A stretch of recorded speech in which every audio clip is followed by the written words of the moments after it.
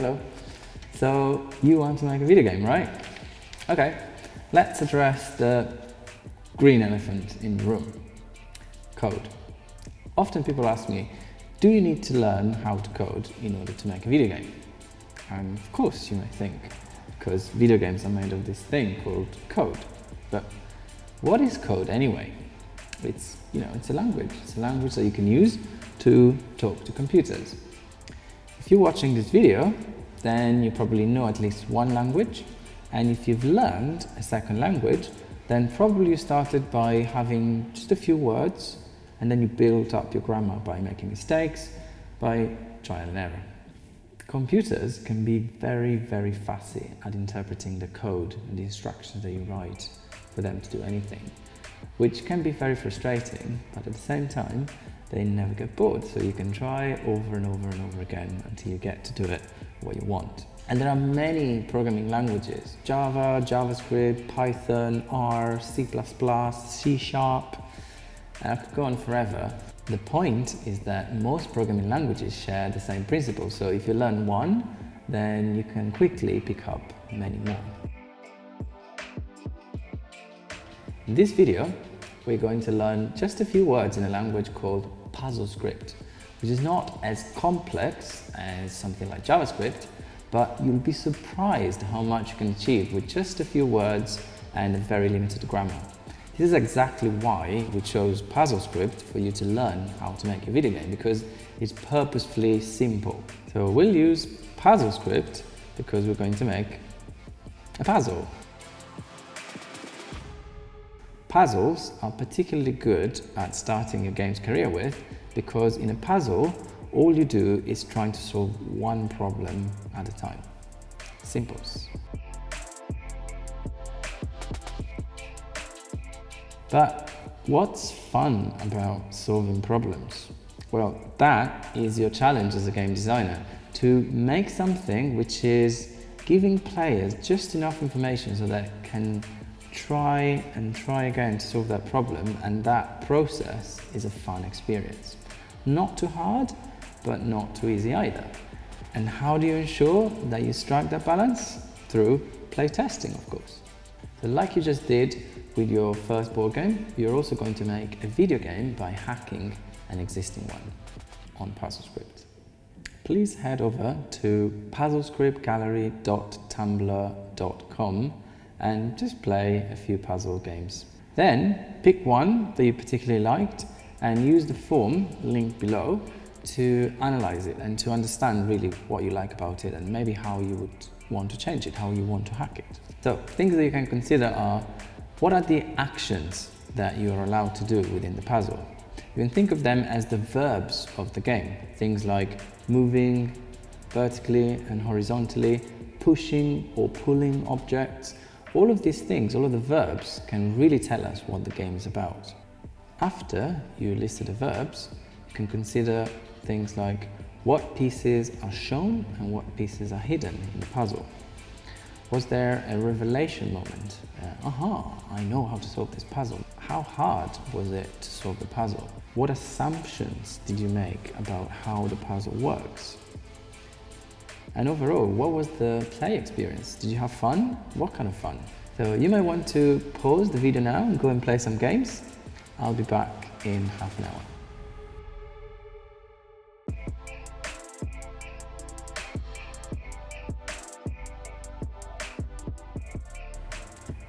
Oh, hello again.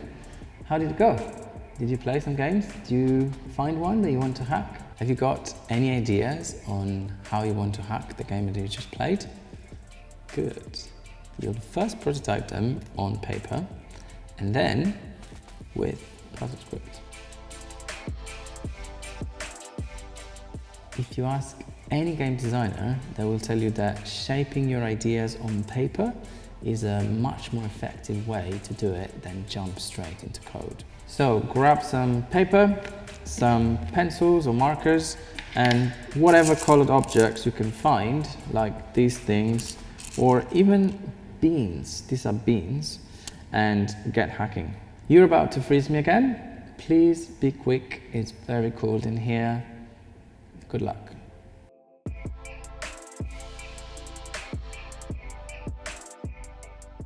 Okay, it's time to translate your masterpiece into PuzzleScript. If I were there with you, we could pair program this PuzzleScript together, but unfortunately I'm not yet able to teleport myself to your room on demand. So for now, you'll have to watch me do my own hack and then learn from what I've done. Now, before we dive in, I would like to thank all the awesome people that make PuzzleScript possible.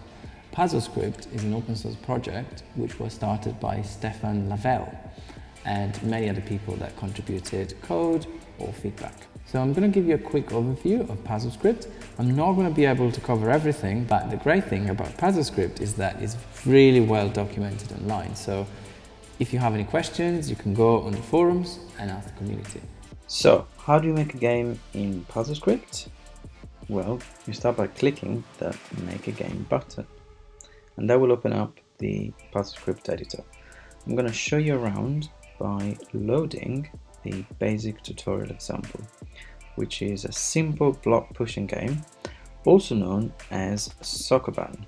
So this is an old Japanese game where you push around crates and boxes in a warehouse, and I'm going to hack it to look like this. Sokobi, we have a bee pushing pollen onto flowers. So how do I do that? Well, let's take a look. So the first thing I'm going to do is change the appearance of this object here called the player, which is the thing that you can move around, to look like a bee. And the player is defined here in our code. So the first thing is the name, player. Then we have a list of colors, black, which is 0, orange, 1, white is 2, and blue is 3. So we've got the first line being 3 blocks of black, then the second line is 3 blocks of orange, third line is, you can see here, 5 blocks of white, and then you've got these kind of trousers which are blue, and that looks okay, but I want it to look like a bee. So what colors do I need? Well, I need black, I need gray, I need orange, and I'll need some sort of yellow. So 3-4 colors. And if I rebuild my game, see that already my players looks different. That's because now gray is 1, orange is 2, and yellow is 3. What happens if I wanted a specific color instead of this generic yellow? Well, you can Google color picker, and then you will get this tool which allows you to slide through different hues and then pick whichever color you want. Say if I wanted a specific kind of dark yellow like this, say, then I would have to copy this color here, this code #FFEE0A instead of yellow, and then rebuild. Very tiny difference, but still different.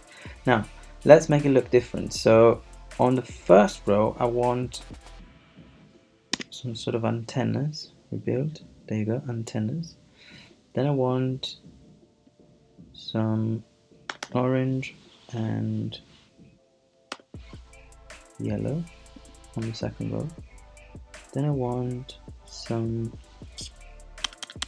black and grey on the third row here. Then I want some more orange and yellow on the fourth row, and then I want the tail of the bee to be like that. Okay, cool. So I could then go on and change other bits to make it look like this, but let's say that for now I'm going to leave it. And what I'm going to show you next is the level editor. So each object that I define here in the objects. You see background is this thing here, the target is this, the wall is this, player, we know what the player is, and the crate is that. If I click on level editor, each one of those objects will be represented, and I can select them and move them around. So I could put a B over there, a B over there, or I could put back the background, or I could make more wall like that. So you can quickly build your editor. If you click something, it will go away. No, it doesn't. Okay, so you can build quickly your level, and then when you're happy with it, you click S, and that will spit out on the bottom right corner a sort of representation of your level with letters and characters, and that is also, you make sense of it by looking at the legend on the left hand side. So dot means background, background is that grassy thing, then hash means wall, so you can see that we have a full row of hashes, that's a full row of wall, and so on. So if I want to update my level, then I'll need to copy these 5, 1, 2, 3, 4, 5, 6, 7 lines, copy and paste them. See at the bottom where it says levels?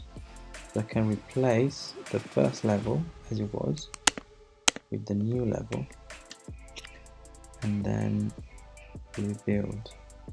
So a couple more things that I want to show you. First of all, make sure that whenever you have a promising state to your game, you may want to save it. So click the save button.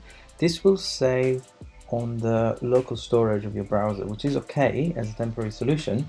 If you want to make sure that your game is backed up, then what you can do is either export, which will save a copy of your game as a separate file, and you can also share, which will create a unique URL for your game, as you can see here in the console. You can press that and your game will be opened up in a new tab, so you get a link to the source code, you also get a link to play this game. So you could actually already share this link with your friends and they'll be able to play your game. Cool. One last thing I want to show you is the rules. These are actually the mechanics of your game. Now, the general grammar of PuzzleScript is that you write a condition in square brackets followed by this sort of arrow, and then in another pair of square brackets you write the action to be performed if that condition is met.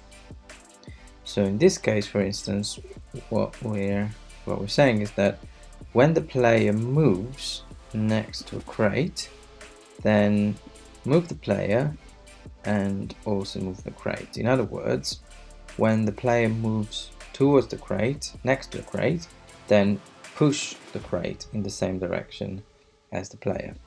And you have that here where if I move next to this crate and then I move to the left, then that pushes that crate also towards the left, and again. Okay, so this is it. This is a really super quick tutorial onto PuzzleScript.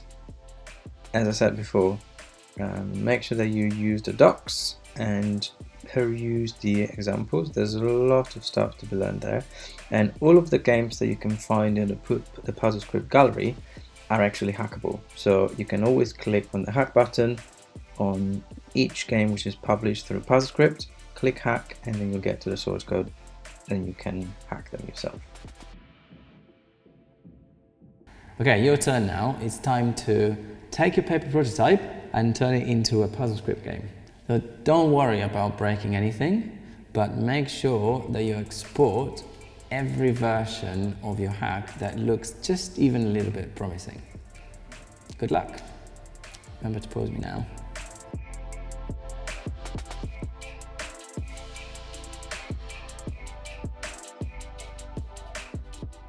Okay, once you have hacked something, then what do? You playtest it, of course. The first version of my soccer bee hack looked a little bit like this. And I asked a few people at the Victoria and Albert Museum to test it, and it soon became clear that they didn't quite understand which objects they could interact with in order to solve the puzzle. When you spot that people are not quite reacting in the way that you expect them to, that's not because they're stupid. And it's also not because they're trying to be mean to you. So try not to take feedback personally, but instead reframe it as a really useful insight to improve your game. So I redrew the game objects 5 times and tested it with new people each time until they could get the game goal immediately. And also I added some sounds to get that immediate connection between the sound and something that you're doing right in order to solve the puzzle. So without spending any extra time on polishing your game, go and find someone to test it with. And when you test it, try not to give away the solution to your puzzle. The point of playtesting is not to help players, but to observe how they get on with it on their own. And if they struggle, or if things get uncomfortable, just thank them and go back to PuzzleScript.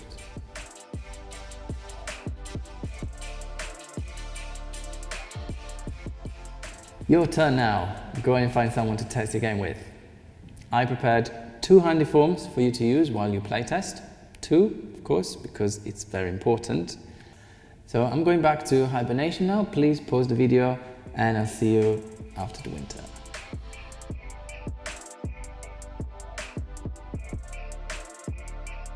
How many times should you test your game?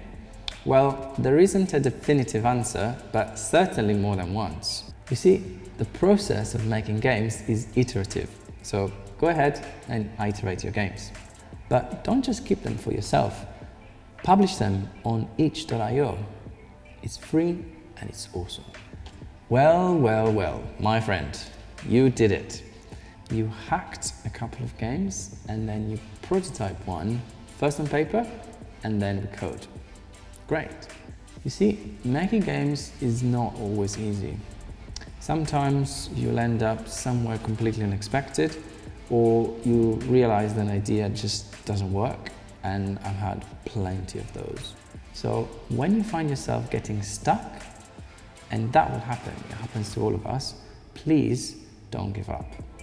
Take that opportunity to share your ideas and to meet other people at the playtest. The more you share your ideas, the bigger and better they will become. I remember the first time I played Pandemic, I had this aha moment. As we were strategizing on how to save the world from deadly viruses, I thought, this is great. Games are great facilitators of conversations. And through games, we can explore and share ideas on pretty much anything, from beans to capitalism. So I've seen this come to life when I was playtesting business with a group of 9-year-old ladies at the primary school. And what they did was amazing. They managed to balance the bee economy whilst keeping everyone happy. Games are incredibly powerful thinking tools, and that really drives me to keep creating them. Now, I'm going to ask you, what would you like to use games for? And why is making games important to you? Keep that in mind as you take actions on what you've learned in these videos, and I'm sure you're going to make great games that you can be proud of. So, thank you so much for watching these videos and for creating along with me. It's been fun, hasn't it? Let's keep the conversation going in the comments below. So let me know, what are you making? What are you testing? What are the lessons that stand out for you? Please put them in the comments below. Oh, and send us links to your games so we can play them too. Bye bye. Oh, I'm hungry. Can I go now?